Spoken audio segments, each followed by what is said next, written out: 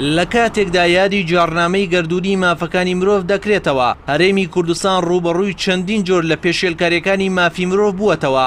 لەسەر و هەمووشیانەوە پێشێلکاریەکانی تایبەت بە دۆخی سیاسی و ئابووری لە ماوەی 2 ساڵی ڕابردوودا ڕوویان لە هەڵکشان کردووە.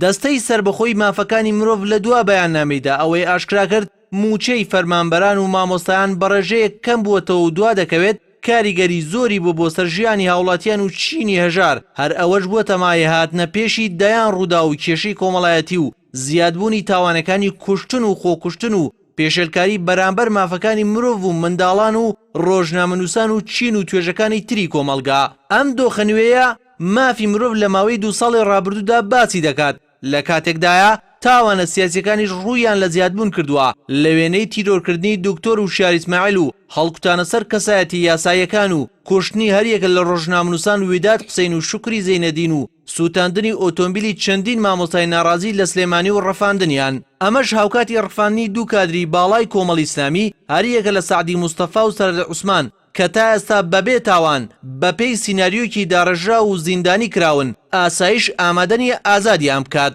پێشتریش چەندین دۆسەی کەڵەکەبوو هەبووە لە وێنەی یەکلایی نەکردنەوەی دۆسیەی بێسەر و شوێنان، کوشتن و ڕفاندن و چەوسانەوەی سیاسی، ئەشکەنجەدانی زیندانیان کە تا ئێستا چارەنووسی ئەم دۆسیانە دیار نین. لەگەڵەوەش زۆر جار و ڕوژاندنی ئەم دۆسیانە کەناڵەکانی تووشی گرفت کردووە لە وێنەی کەناڵی ئاسمانی پەیام کە بۆی ورژاندنی دۆسیەکانی ڕفاندنی هاوڵاتیان سکاڵای یاسایی لەسەر تۆمار کراوە و تا ئێستاش کەیسەکەی یەکلایی نەکراوەتەوە. سۆران عومەر سەرۆکی لیژنەی مافی مرۆڤی پەرلەمانی کوردستان لەبارەی دۆسیەکانی مافی مرۆڤ تایبەت بە کەیسی زیندانیان ئاماژە بۆ دەکات سەروەری یاسا بۆ پارێزگاریکردن لە مافەکانی مرۆڤ زۆر گرنگە، بەڵام زۆر جار بڕیارەکانی دادگا جێبەجێ ناکرێت. وتیشی زیندانی هەیە سەرۆکاتی دادگای پێداچوونەوەی هەولێر فەرمانی ئازادکردنی دەرکردووە، ئاسایش جێبەجێی ناکات.